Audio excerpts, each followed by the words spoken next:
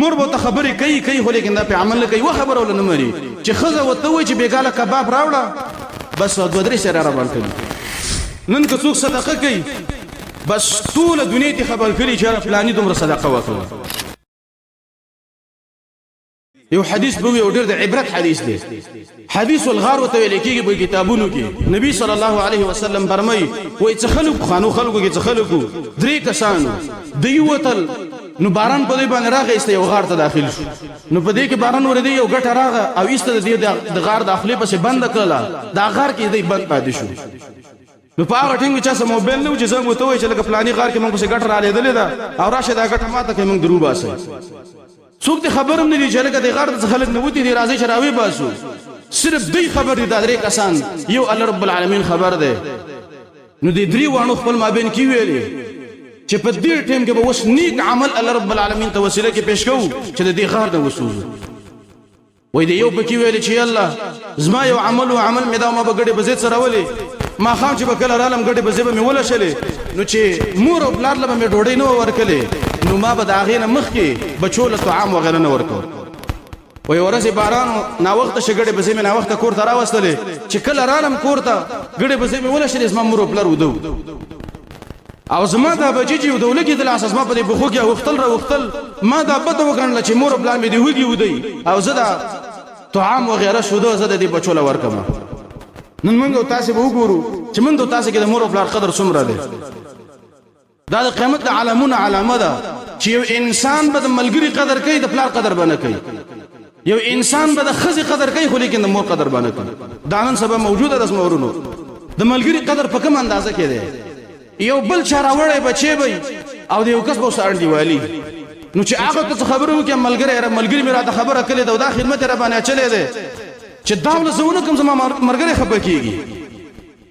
او چې مور او بلار وته دا خلو تسپار شي او دا خبره وته کوي دا بچو ته نګوري دا د قیامت د علامه ده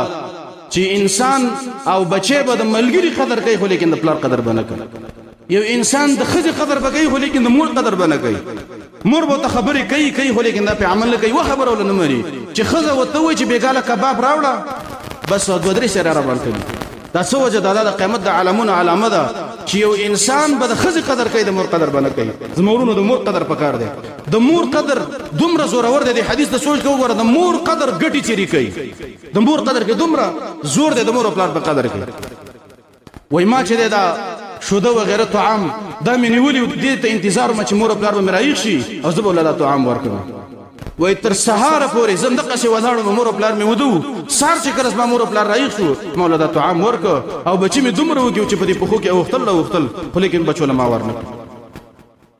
وی الله کدا عمل مستاد رضا ده پر کلی یلا دا ګټه وشکوي یلا دا ګټه جدا که حدیث کې راغلي ګټه لګه جدا شو د مور او پلار په قدر کې دومره زور دی ګورز مورونو مور او پلار د خوش خبره مکوي مور او پلار مرټي که مور او پلار ته خوش خبره وکړه خیر دی پسانه وزغمي هغه ته به خبره مو واپس کوي د دویم په کسب کې ویل چې الله زما یو عمل مې داو زما یو د تر لور او ما ته ډیره ګرانه و په دې ټولو انسانانو کې ما ته ګرانه و وې دې معنا روپۍ وغوښتلې روپۍ په کارو یې ماته ویلې چې زنا برا سره کې اله بل روپۍ درکوم وې دې انکار وکړ استلاړه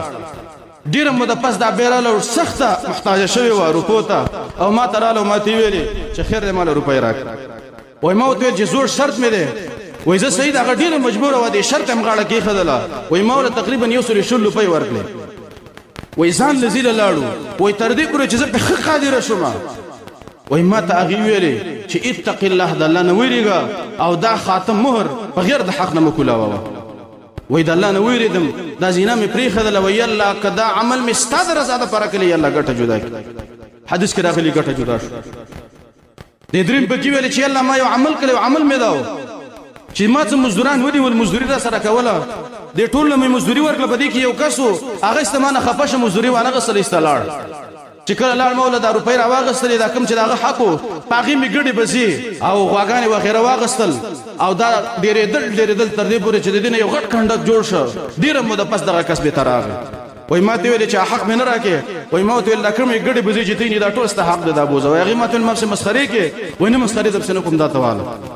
یلا وای کدا عمل می ستاد رضا ده پر کلی یلا ګټه جدا کی حدیث کې راغلی ګټه جدا شولا او د درې کسان ته ووت. نن به موږ او تاسو د حدیث د عبرت په نظر باندې وګورو. سوچ وکړئ منګ او تاسو کې ار یو سړی به دا سوچ وکړو چې درې کسان په غار کې دغه گیر دي یو سره زېما د درې وانو نیک عمل الله رب العالمین د وسیله کې پیش کړي چې الله په پلاني ځکه می د عمل ستاسو رضا لپاره کړو یلا دغه په وجه باندې ګټه جدا کا نو چې لمبر ما تعالی راغله نو آیا زما ستاسو عمل شته چې بده ستې ما تعالی رب العالمین ته وسیله کې پیش کړي چې الله پلاني ځکه می ستاسو رضا لپاره د عمل کړي دی الله دغه په وجه د مصیبت لري دسه عمل زمونږ استاد شته زمورونو به دعوی کوم ځای ترشي دسه عملونه پکار دي چې هغه زمونږ استاد د رب العالمین په مابین کې نور څوک به نه خبر نن که څوک صدقه کوي بس ټول دنیا ته خبر کړي چې فلانی دومره صدقه وکړه که یو څوک یو دوه رکعاته مونږ کوي دا غینه ټول دنیا خبر کړي که یو څوک هر عمل کوي بس دریا نه خالی نه هر عمل کې نن سبا ریا دسه عملونه پکار دي زمورونو چې هغه صرف زمون او د الله په مابین کې راضي بل چاته نه معلوم چې کله به په دې قبر او په دې غار کې گیر شو به په هغه ټیم کې رب العالمین ته په وسیله کې پیش کو چې الله یو عمل مستاد رضا لپاره کړی الله داغي په وجه د قبر را ترړه داغي په وجه د ماران لړمانن رانه لري کا